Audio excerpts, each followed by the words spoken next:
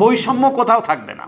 আমি খুব আরামে থাকবো, খুব চোস্ত পোশাক আশাক পরবো, আর আপনি বাংলাদেশের এমন বাস্তবতা, কিছু মানুষ মনে হয় তাদের জন্মই হয়েছে বোধহয় মানুষকে ভক্তি সম্মান শ্রদ্ধা করবার জন্যে, আর কিছু মানুষ মনে করে তার আবির্ভাব ঘটেছে শুধু সম্মান পাবে, সে একটা উঁচু জায়গায় থাকবে, উঁচু চেয়ারে বসবে, উঁচু গলায় কথা বলবে।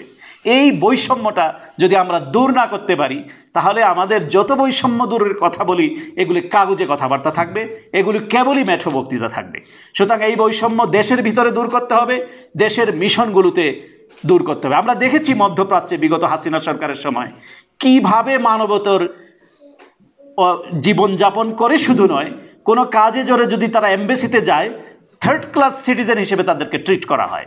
এবং আপনারা দেখেছেন অধিকার প্রতিষ্ঠার সংগ্রামে তাদের এক্সপ্রেশনটি এক্সপ্রেস করেছিল বলে 54 জনকে যাবজ্জীবন কারাদণ্ড দিয়ে দিয়েছিল ইউএইতে।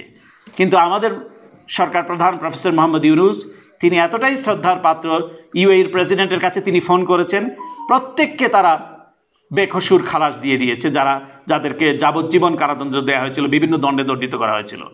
বিগত শেখ হাসিনার সময় যে শেখ হাসিনার কারণে যে এইরকম একটা বর্বর প্রধানমন্ত্রী হয় কি করে তোমাদের, যে দিনের পর দিন গুম করছে, খুন করছে, ক্ষমতায় থাকবার জন্যে একদলীয় নির্বাচন করছে, নিজের মন মতো করে সংসদ বানাচ্ছে, তো এইরকম একটা oh my God what a prime minister you have got, এরকম করে বলতো। তো এইরকম একটা প্রধানমন্ত্রী বাংলাদেশে ছিল, গুম খুন জুলুম করে এবং বাংলাদেশকে একটি গুমের রাজ্য হিসেবে জানত। তাকে রিপোর্টার্স উইদাউট বর্ডার্স সংবাদপত্রের হুমকি হিসেবে খেতাব দিয়েছিল 12 জন স্বৈরাচারকে, তার মধ্যে শেখ হাসিনার নামটি ছিল। সেই বাংলাদেশকে ইকোনমিস্ট, যখন বিপ্লব পরবর্তী সরকার আসলো, ইকোনমিস্ট আপনারা দেখেছেন যে বিপ্লব বাংলাদেশকে সর্বোচ্চ রাষ্ট্র হিসেবে তারা ঘোষণা করেছে, যে অধিকার প্রতিষ্ঠার ক্ষেত্রে তারা যে সংগ্রাম করেছে। তো সেই বাংলাদেশকে আমরা পেয়েছি, কিন্তু আমাদের ডিসেন্সিটা খুব ইম্পর্ট্যান্ট।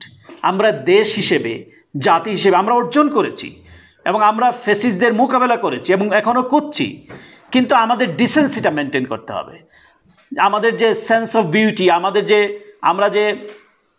আমরা যে মাত্রা জ্ঞান সম্পন্ন জাতি, সেটা কিন্তু বহির্বিশ্বে আমাদেরকে প্রতিষ্ঠিত করতে হবে, যেটা আমরা হারিয়ে ফেলেছিলাম বিগত 15 বছর।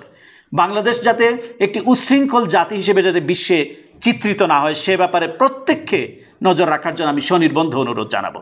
আমরা প্রত্যেক যারা আমাদের ডিস্টেবিলাইজ করতে চায়, যারা আমাদেরকে অস্থিতিশীল করতে চায়, আমরা আইনের মাধ্যমে তাদেরকে মোকাবেলা করব, আইন নিজের হাতে তুলে নিয়ে নয়।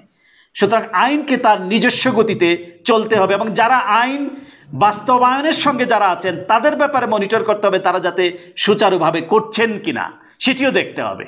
আমাদের দেশে অনেক আইন আছে, কিন্তু আইনের কোনো প্রয়োগ নাই। আইনের প্রয়োগটি যাতে সঠিক হয়, তাহলেই বাংলাদেশের পরিবর্তনের সূচনা হবে। বর্তমান যে অন্তর্বর্তীকালীন সরকার নোবেল বিজয়ী প্রফেসর মোহাম্মদ ইউনূসের নেতৃত্বে একটি বিপ্লবের মধ্য দিয়ে, একটি গণ অভ্যুত্থানের মধ্য দিয়ে, একটি স্বৈরাচারের পতন ঘটিয়ে যে আমরা অর্জন করেছি, এবং এটির মূল বিষয় ছিল যে আমরা একটি পরিবর্তন সূচনা করব, বৈষম্যবিহীন সমাজ প্রতিষ্ঠা করব। সুতরাং বৈষম্য দূর করা এখান থেকেই শুরু করতে হবে।